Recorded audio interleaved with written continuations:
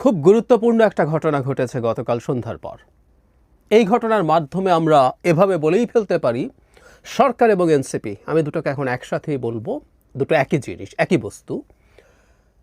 তাদের সাথে বিএনপির সংঘাত আনুষ্ঠানিকভাবে শুরু হয়ে গেছে।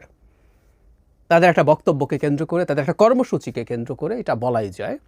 তাদের যে কর্মসূচিটা তারা দিয়েছেন, সেই কর্মসূচিটা আসতে যাচ্ছে, এটা আমি একেবারেই নিশ্চিত ছিলাম, এবং এই সংক্রান্ত বেশ কিছু নিউজ আমি আলাদা করে রাখছিলাম যে আমি ওটা নিয়ে কথা বলবো। নির্বাচন কমিশনকে নিয়ে তাদের প্রশ্ন, কিন্তু একটু আগেই আমার প্রেডিকশনের একটু আগেই তারা কাজটা শুরু করে দিয়েছেন, মাঠে নেমে গেছেন। গুরুত্বপূর্ণ প্রশ্ন হচ্ছে, এই মুহূর্তে মাঠে থাকা আরেকটা রাজনৈতিক দল জামায়াতে ইসলামী কোন পক্ষে যাবে? তারা কি সরকার এবং এনসিপির পক্ষে, না বিএনপির দিকে যাবে? সেই আলাপটাও খুবই জরুরি। আমরা আসবো এনসিপির কর্মসূচি নিয়ে। তার আগে আমরা নিশ্চয়ই খেয়াল করেছি, আমি এটা বারবার বলছিলাম, গতকাল কথা বলেছি, তার আগেও একদিন কথা বলেছি, জনাব ইশরাককে কেন্দ্র করে যা ঘটছে, এটা আদতে বিএনপির সাথে সরকার এবং এনসিপির একটা শক্তি পরীক্ষা। বিএনপি নির্বাচনের দাবিতে যদি মাঠে নামে, তাকে কিভাবে দমন করা হবে তার একটা পরিকল্পনা ওখান থেকেই শুরু। সেই পরীক্ষা তারা করছেন, এবং কাউন্টার কি কি করবেন, কি কি করতে পারেন, সেটা একটা টেস্ট কেস। সো ওটা আসলে ইশরাক, আইনটাইন, জনাব আসিফ মাহমুদ 10টা কি কি দেখিয়েছেন না, ওগুলো ওই রকম না, ওগুলো ওই রকম না। উনি কত আইনের শাসন টাসন মানেন আমরা জানি, খুব ভালো মতো জানি। ওনার এপিএস দুদকে তদন্তে যান, উনি তদন্তেরও আগে ওনার সাফাই গাইয়ে, উনি গায়ে যে স্টেটাস দিয়েছেন সেটা শেয়ার করেছেন, এবং এসব আলাপ মানুষ করে, যৌক্তিকভাবেই করে। এপিএস খারাপ কিন্তু উপদেশটা ভালো। যাই হোক, ওগুলো ইস্যু ছিল না। ইস্যু আসলে ছিল বিএনপির সাথে সংঘাত, বিএনপির সাথে শক্তি পরীক্ষা, এবং সেটাই তারা আনুষ্ঠানিকভাবে নামছেন। গতকাল তারা একটা কর্মসূচি দিয়েছেন, সেটা হলো এই ভিডিও আপনারা যখন দেখছেন তার কিছুক্ষণ পরই তারা ইসির কার্যালয়ের সামনে বিক্ষোভ করবেন। বিক্ষোভে তারা কি বলছেন? লিখিত বক্তব্য, 2020 সালে ঢাকা দক্ষিণ সিটি কর্পোরেশনের অবৈধ নির্বাচনকে কেন্দ্র করে বর্তমান জটিল রাজনৈতিক পরিস্থিতি তৈরি হয়েছে। এটার জন্য তারা ইসির পক্ষপাতদুষ্ট ভূমিকায় দায়ী বলে আমরা মনে করি। তারা বলছেন, ইশরাক হোসেন বনাম শেখ ফজলুল তাপস গং মামলায় বিবাদী হওয়া সত্ত্বেও নির্বাচন কমিশন নজিরবিহীনভাবে মামলায় প্রতিদ্বন্দ্বিতা করেনি, যার ফলে একতরফা রায় দেওয়া হয়েছে। এমনকি রায়ের পর নির্বাচন কমিশন উচ্চ আদালতে প্রতিকার প্রার্থনা না করে মামলার বাদীকে বিশেষ সুবিধা দিয়েছে বলে প্রতীয়মান হয়। মানে আমি স্টুপিডিটির কোনো সীমা দেখি না, আমি আগেও বলেছি। আচ্ছা, নির্বাচন কমিশন ফাইট করে তাপসের সাথে ইশরাকের যে মামলা, এখানে একটা নির্বাচন কমিশন ছিল। নির্বাচন কমিশন যদি দেখে যে ঠিক আছে, এই মামলাটা যেই গতি প্রকৃতিতে যাচ্ছে, এটা জনাব ইশরাকের পক্ষে যেতে পারে, এবং তারা যদি এতে কনভিন্সড হয়, তারা ফাইট নাও তো করতে পারে। এবং তারা আপিল করেনি, এই কথাও একটা যুক্তি। মানে কোনো একটা পক্ষর কি আপিল করা ফরজ? আমি অবাক হয়ে যাই, এই দলটার কেউ কি তাদেরকে বলছে না কারো আপিল করাও কোনো ফরজ কাজ না? ঠেকাতে যাবেন কেন? মানে নির্বাচন কমিশন, এনসিপি এক্সপেক্ট করছে নির্বাচন কমিশন তাপসের মতো করে, তাপসের পক্ষ হয়ে কথা বলবেন, যে উনি ঠিকই করেছেন, তাপস নির্বাচিত হয়েছে, এই ফাইট করবেন যেহেতু বিবাদী। আসলে আবারও বলছে, এগুলো কোনো ইস্যু না, একটা বাহানা তৈরি। কারণ এরপরে তিনি যা বলছেন সেটা খুব ক্লিয়ার। জনাব এনসিপির পরে যেটা হয়েছে, জনাব আখতার হোসেন, এনসিপির দ্বিতীয় সর্বোচ্চ ব্যক্তি, তিনি বলছেন, এর আগেও নির্বাচন কমিশন নিরপেক্ষ আচরণ বজায় রাখার পরিবর্তে এমন সব বক্তব্য দিয়েছে যার সঙ্গে একটি বৃহৎ রাজনৈতিক দলের অবস্থানের সাদৃশ্য রয়েছে, এই অভিযোগও তিনি করেন। এবং তিনি স্মরণ করিয়ে দেন, বর্তমান নির্বাচন কমিশন অবৈধ ফ্যাসিবাদী আওয়ামী লীগ সরকারের প্রণীত প্রধান নির্বাচন, যে আইনটা নিয়ে আমরা করি, সেটা দিয়ে তৈরি হয়েছে। এতে সব পক্ষ প্রত্যাখ্যান করেছিল, এই আলাপ করছেন। এবং পরবর্তীতে তারা এই যে লোকাল গভর্নমেন্ট ইলেকশন আগে করতে বলছেন, আমার কাছে ওইটা জরুরি না। তাহলে আমরা এই জায়গাটা খেয়াল করি, নির্বাচন কমিশন জনাব তাপসের সাথে ইশরাকের যে মামলা, সেটার বিবাদী হওয়া সত্ত্বেও কোনো ফাইট করে নাই। মানে তারা ঠিক ছিল, তাপসী মেয়র, এটা করতে হতো তাদেরকে, তাদের ভাষ্য মতে। আর রায় যখন জনাব ইশরাকের পক্ষে এসছে, নির্বাচন কমিশন কেন সন্তুষ্ট হলো, কেন তারা আপিল করলো না, এটা অপরাধ হয়ে গেল। নির্বাচন কমিশন যখন দেখেছে, এটা নিয়ম, মানে একটা মামলায় তো আসলে আমরা আপিল করি তখন যখন আমি সংক্ষুব্ধ হই, এই রায় আমি পছন্দ করছি না, তখন আমি আপিলের জন্য যাই। বহু ক্ষেত্রে মানুষ আপিল ছাড়া রায় মেনে নেয়। তারা এগুলো বলছেন। কিন্তু ওই যে বলছিলাম এটা একটা প্লট, বোঝা যাচ্ছে না। আপনাদের সামনে কয়েকটা গুরুত্বপূর্ণ জিনিস আনি। 1 মে জনাব সারওয়ার তুষার যুগ্ম আহ্বায়ক বলছেন এই ইসি কি চায়, এই ইসি কার ইসি কি চায় তা এখন বড় প্রশ্ন। বর্তমান নির্বাচন কমিশনের বক্তব্য একটি নির্দিষ্ট রাজনৈতিক দলের সঙ্গে মিলে যাচ্ছে, এর অধীনে সুষ্ঠু ও নিরপেক্ষ নির্বাচন সম্ভব নয়। তিনি মনে করেন একটি গ্রহণযোগ্য নিরপেক্ষ ইসি গঠন এখন সময়ের দাবি। অন্তর্বর্তী সরকার অবশ্যই এমন একটি নির্বাচন কমিশন গঠন করতে হবে যেখানে সব দলের আস্থা থাকবে এবং একটি লেভেল প্লেয়িং ফিল্ড নিশ্চিত হবে।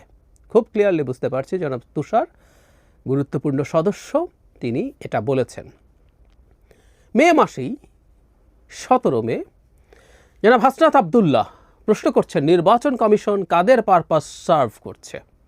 সেখানে কিছু প্রস্তাবনা আছে, সেই প্রস্তাবনাগুলো গ্রহণ করছে না বলে তিনি একই প্রশ্ন করছেন। তার মানে আমরা বুঝতে পারছি জনাব হাসনাত সব গুরুত্বপূর্ণ সদস্যরা নির্বাচন কমিশন নিয়ে সিস্টেম্যাটিকলি প্রশ্ন করছিলেন এবং এটা যে আসছিল আমি আসলে ওটা থেকেই দেখতে পাচ্ছিলাম এবং জামাতেরও একটা অবস্থান আছে, সেই প্রসঙ্গে আসবো। ওটা দেখে আমি প্যাটার্নটা বুঝতে পারছিলাম। তাহলে এখন সামনে নির্বাচনকে নিয়ে নির্বাচনকে ঝামেলায় ফেলার জন্য যে পথ সেটা হচ্ছে নির্বাচন কমিশন বিতর্ক। এটা এখন একটা বিরাট প্রশ্ন হিসেবে আমাদের সামনে হাজির হয়েছে। কারণ নির্বাচন কমিশন কখনো কখনো কিছু কিছু ক্ষেত্রে তাদের নির্বাচন নিয়ে, তারা ডিসেম্বরের মধ্যে নির্বাচন নিয়ে প্রস্তুতি নিচ্ছেন, এই ধরনের নানান মন্তব্য করেছেন। ইনফ্যাক্ট তাদের এই প্রস্তুতি রাখতে হবে, কারণ প্রধান উপদেষ্টার ভাষ্যমতে যেটা সবচেয়ে কম সময়, সেই কম সময়ের জন্যই তাদেরকে প্রস্তুত থাকতে হবে। তারা তো জুনের প্রস্তুতি রাখবেন না, ডিসেম্বরে যদি প্রস্তুতি থাকে সেটা ওনার জুনের জন্য কাজ হয়ে যাবে। একই সাথে আমি বলবো নির্বাচন কমিশনের দু একটা কাজ আমি ব্যক্তিগতভাবেও পছন্দ করিনি। এগুলো ইভেন সত্যিকার অর্থে বিএনপি না, এগুলো কিছু কিছু ক্ষেত্রে আওয়ামী লীগের পক্ষে যাচ্ছিল। আমার কাছে এটার ইন্টারপ্রিটেশন হচ্ছে নির্বাচন কমিশনকে সম্ভবত সরকারি নির্দেশনা দিচ্ছিলেন, কারণ সরকারও চাইছিল আওয়ামী লীগকে রাখার জন্য। মজার ব্যাপার, নির্বাচন কমিশন যখন কিছু সংশোধনী, যে সংশোধনীর প্রস্তাব করার যে কমিশন, নির্বাচন ব্যবস্থা সংস্কার কমিশন, আমি নিজে সেটা সদস্য ছিলাম, যেগুলো দিয়ে আওয়ামী লীগের প্রার্থী হওয়া বিপদে পড়তে পারতো, তারা সেগুলোও অপোজ করেছে। তো সেটা যদি অপরাধ হয়, তাকে যদি চেঞ্জ করতে হয়, ডক্টর ইউনূসকে সবার আগে চেঞ্জ করা দরকার। বহুবার তিনি বলেছেন উনি আওয়ামী লীগকে নিষিদ্ধ করতে চান না, শেষ পর্যন্ত চাপে ফলে করছে। তো আবারও বলছি, ডক্টর ইউনূসকে বলছি না, এখানে বলছি এটা পলিটিক্স। এটাই এখন এনসিপির পলিটিক্স এবং তারা নির্বাচনকে কনফিউশনের মধ্যে নিয়ে যাওয়ার জন্য এটাই তারা কাজ করবেন।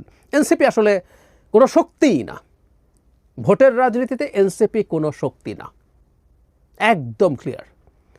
কিন্তু যেটা হয়েছে, এনসিপিকে আবার আমরা গুরুত্ব দেই, আমিও দেই, সত্যিই দেই। কারণ হচ্ছে এই দলটা যারা তৈরি করেছেন তারা এই গণ অভ্যুত্থানের অত্যন্ত গুরুত্বপূর্ণ মুখ, অত্যন্ত সাহসী ভূমিকা পালন করা মানুষ, সেই কারণে এর গুরুত্ব আছে। নাহলে এনসিপিকে আসলে যে কেউ ন্যূনতম পাত্তা দেওয়ার কোনো কারণ ছিল না। সুতরাং এখন এনসিপি যদি এই দাবি তোলে, এটা তার সংখ্যা দিয়ে বিবেচনা আমরা করব না, এই দাবিটার কিছু না কিছু প্রভাব আমাদের সমাজে পড়তেই পারে, পড়ার সম্ভাবনা আছে।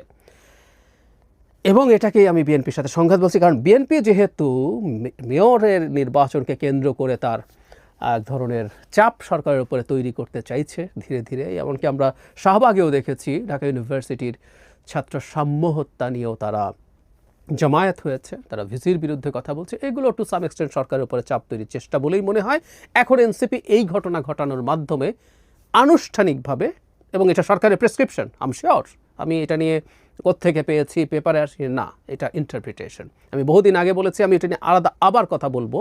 ডক্টর ইউনূস এনসিপির প্রতি বায়াসড, শুভকামনা শুধু না, বায়াসড। ইকোনমিক টাইমসের ইন্টারভিউতে উনি ওটা ওভাবেই বলেছেন। যাই হোক, সো সরকারের পরামর্শেই এনসিপি এটা করছে। এনসিপি সরকারের যৌথ প্রযোজনায় এখন তারা এই ইস্যুটাকে নিয়ে আসছেন বিএনপির কাউন্টার হিসাবে। এখন সমস্যা যেটা, সেটা হচ্ছে এনসিপি তো লোক নাই আসলে, মানে তার মাঠে তার জনসংখ্যা দেখানোর জন্য তো মানুষ নেই। এই মানুষটা এই কিছুদিন আগে আওয়ামী লীগ নিষিদ্ধ করা নিয়ে জামায়াত এসেছিল এবং ইসলামী দলগুলো এসেছিল। আমি দীর্ঘদিন থেকে একটা কথা বলেছিলাম, এই যে ইসলামিক এক্সট্রিমিস্টরা নানা রকম মব তৈরি করে, মাজার ভাঙে, মেয়েদের ফুটবল খেলা বন্ধ করে, মেয়েদের অভিনেত্রীদের দোকান উদ্বোধন বন্ধ করে, তারপরে বহু জায়গায় বাউল গান, মেলা এসব বন্ধ করে, সরকার কিছু বলে না। কারণ সরকার এদেরকে হাতে রাখছে কোনো একটা প্রয়োজনে ব্যবহার করার জন্য। এটা একটা প্রয়োজন বলে আমি ধারণা করি। আগামী মানে আজ কতটুকু যাবে জানি না, কিন্তু আস্তে আস্তে আন্দোলন যদি পাল্টা একটা কিছু তৈরির চেষ্টা হয়, এখানে এই ইসলামিস্ট এক্সট্রিমিস্টরা এসে হাজির হবে। শুরুতে প্রশ্ন করছিলাম জামায়াত কী করবে। জামায়াত তো আসলে সব দিকে খেলার চেষ্টা করে, তারা সব জায়গায় একটা একটা ছোট্ট ছোট্ট নোক্তা দিয়ে রাখে। এই নির্বাচন কমিশনের ব্যাপারেও তাদের একটা নোক্তা আছে। তারা নির্বাচন ঐক্যমত্য কমিশনের সাথে যে মিটিং 18 মে তারিখে নায়েবে আমির ডাক্তার সৈয়দ আবদুল্লাহ মোহাম্মদ তাহের বলছেন, নির্বাচন দেওয়ার মতো ওখানে যাওয়ার পর এখনও সুষ্ঠু পরিবেশ তৈরি হয়নি, নির্বাচন কমিশনের কিছু বিষয় প্রশ্নবিদ্ধ। উনি প্রশ্নবিদ্ধ হচ্ছেন নির্বাচন কমিশনে। সো ওখানে একটা নোক্তা দেয়া আছে, তার মানে এনসিপির সাথে জামায়াতও এই মুভমেন্টে একত্র হতে পারে, সেটা মনে করার যথেষ্ট কারণ আছে। আবার চলেই যাবেন নট নেসেসারিলি, এসব দিয়ে তারা এক ধরনের নেগোসিয়েশনের চেষ্টা করতে পারেন বিএনপির সাথে। খুব বলেন যে তাদের অনেক শক্তি হয়ে গেছে, এটা ওরা আসলে জানেন যে এবার একটা স্বতন্ত্র নির্বাচন করলে জামায়াতের যে বিরাট একটা বেলুন আছে ওটা ফেটে যাবে, শিওর, এটা ওনারা জানেন। এই জন্যই ওনারা কিন্তু লোয়ার হাউসেও প্রপোর্শনাল রিপ্রেজেন্টেশন চান, সবসময় চাইছেন। সিট জিতবেন না, একবারে বাড়িও যদি কেউ ধরে তাদের 10% ভোট আছে, তাতে প্রপোর্শনাল রিপ্রেজেন্টেশনে 30 সিটস পায়, কিন্তু ভোট হলে 15 সিটও পাবে না। ভোট থাকা আর সিট পাওয়া ফার্স্ট দ্য পোস্টে ভিন্ন ব্যাপার। যাই হোক, জামায়াত সম্ভবত নেগোশিয়েট করার চেষ্টা করবে বিএনপির সাথেও, ওদিকেও যেতে পারে। তবে এটা ফ্যাক্ট, নির্বাচন পিছিয়ে গেলে জামাতের বিরাট লাভ আছে। এনসিপি আর জামাতের কম্বাইন্ডলি একটা দুর্দান্ত লাভ আছে নির্বাচন যত পেছায় তাতে। কারণ হলো এই মুহূর্তে সরকারের বিভিন্ন পর্যায়ে বদলি, বিভিন্ন বিভাগে, শিক্ষা, স্বাস্থ্য, এই বিভিন্ন জায়গায়, সচিবালয়, এনসিপি এবং জামাতের বিরাট প্রভাব আছে। তারা অনেক কিছু করতে পারেন, তাদের লোকজনকে বিভিন্ন জায়গায় তারা বসিয়েছেন। বিএনপি যদি ক্ষমতায় আসে নির্বাচনের পর, খুব স্বাভাবিকভাবে বিএনপি তার পছন্দের লোকজন নিয়ে আসবেন। তারা যে এখন ডিফ্যাক্টো পাওয়ারে আছেন সেটা নষ্ট হবে। সুতরাং তাদের নির্বাচন চাওয়ার আসলে কোনো কাজ নেই, কারণ নেই। সুতরাং জামায়াত সম্ভবত একটু অপেক্ষা করবে। এনসিপির এখানে প্রাথমিকভাবে কিছু লোকজনও পাঠাতেই পারে, কারণ এনসিপি তো লোক নেই, এনসিপি লোক চাইবে জামায়াতের কাছে। তারপরে সে ফুললি নামবে কি না সেই নেগোসিয়েশন সে বিএনপির সাথে কিছু নেগোসিয়েশনের ভিত্তিতে ডিসাইড করবে। আর একটা জরুরি কথা, এনসিপিও যা যা করছে সেটাও বিএনপির সাথে তার কোনো নেগোসিয়েশনের জন্য করছে কিনা, সরকার এনসিপি মিলে, যে বিএনপি তাদেরকে ছেড়ে টেড়ে দিক। আমি অবশ্য প্রায় একটা কথা বলি, আলাদাভাবে কথা বলবো, বিএনপি ওদেরকে ছেড়ে দিলেও তারা পাশ করে আসবে। বিএনপির 10 নম্বর যে প্রার্থী হতো একটা এলাকায় সিরিয়ালে, তিনি স্বতন্ত্র দাঁড়ালেও এনসিপির কেউ জিতবেন তার সাথে, জানি না। যাই হোক, যেটা বটম লাইন সেটা হলো অত্যন্ত আনএক্সপেক্টেড একটা জায়গার মধ্য দিয়ে আমরা গেলাম। এটা unexpected, but it was inevitable. আমি মনে করি, আমি এটা প্রেডিক্ট করছিলাম, এটা হবেই। কারণ এই যে ছাত্ররা আছেন তারা কিছু মানুষের খপ্পরে পড়েছেন, এটা বোঝা যাচ্ছিল। কিছু মানুষের খপ্পরে পড়ছিলেন, এটা বোঝা যাচ্ছিল, এবং সেই খপ্পরে পড়ার কারণেই তারা তাদেরকে দিয়ে ব্যবহৃত হচ্ছেন দেখেছি। তারা সেই ব্যবহৃত হওয়াটা চলছে, এবং যেহেতু তারা ক্ষমতার কাছাকাছি আছেন, এই বয়সে এই মজা পাওয়া এবং এটা থেকে সরে আসা তাদের জন্য কঠিন। সেই কারণে বলছি এটা ইনএভিটেবল ছিল। এবং সামনের দিনগুলোতে এখন আসলে দেখা যাক, বিশেষ করে বিএনপি সে তার রোলটা ঠিকঠাক মতো প্লে করতে পারে কিনা। বাংলাদেশের এই গণতান্ত্রিক ভলাটাইল, মানে রাজনৈতিক ভলাটাইল সিচুয়েশনটাকে কন্ট্রোলে নিয়ে এসে বাংলাদেশকে ডেমোক্রেটিক ট্রান্সফরমেশনে নিয়ে যেতে পারে কিনা, তার খুবই খুবই বড় দায়িত্ব আছে। খুবই শান্ত মাথায় তাকে এই দায়িত্ব পালন করা উচিত হবে।